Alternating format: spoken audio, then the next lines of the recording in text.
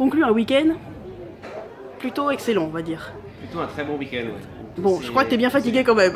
Oui, Mais heureux. Fatigue comme ça, Mais on est content.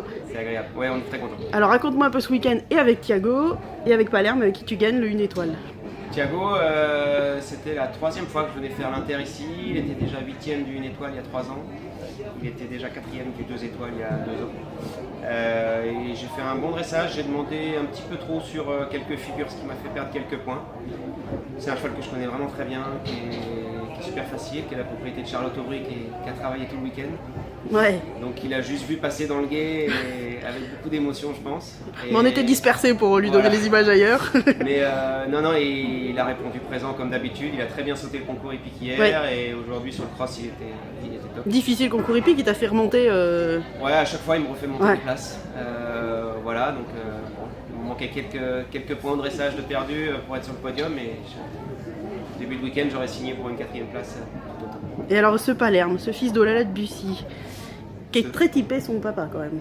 Oui, qui est très typé, oh là là, c'est une très très belle histoire. L'éleveuse, c'est une amie d'enfance de mon père, qui a élevé ce cheval-là, qui a élevé la mère de ce cheval-là, et ce cheval-là, qui est vraiment une fan d'anglo.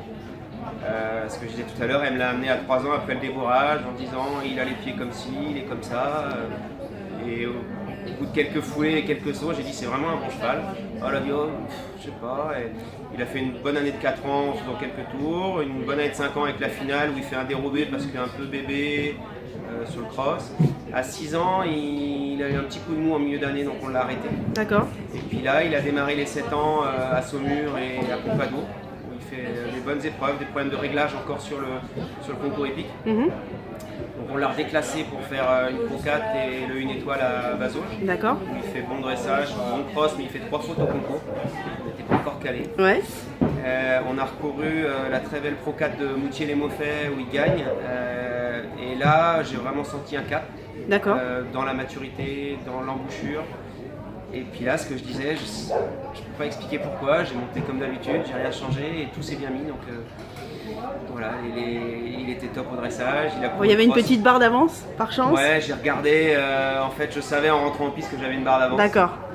Voilà, cette dernière ligne, je savais pas trop si je faisais 5, si je faisais 6. Une fois sorti du double, c'est vrai que du coup ma décision était moins importante à prendre. Donc voilà, mais même si j'avais reculé avec cette barre-là, j'aurais été très très content du choix. Double satisfaction parce que tu es aussi coach, donc tu as beaucoup d'élèves amateurs et tu as la cavalière qui est deuxième. Voilà, une grosse satisfaction au niveau des coachs. J'avais 2 élèves hier dans l'amateur 1 qui sont sans faute sur le cross. J'avais 2 élèves dans le CCI 1 étoile qui sont sans faute sur le cross. Agathe qui fait un petit 4 points tout à l'heure et Chloé qui me talonne, voilà, qui finit deuxième. C'est une élève que je suis depuis très longtemps et qui a fait ses formations d'enseignante de BP et DE chez nous. Donc voilà, c'est en plus un élevage local à côté de chez nous, parce que c'est l'élevage des îles. Oui. Donc voilà, comme on est éleveur, on aime bien aussi mettre en valeur les éleveurs. Les chevaux des élevages à proximité. Et ben félicitations et à l'année prochaine alors. Ah oui, sans faute. Merci beaucoup. Merci.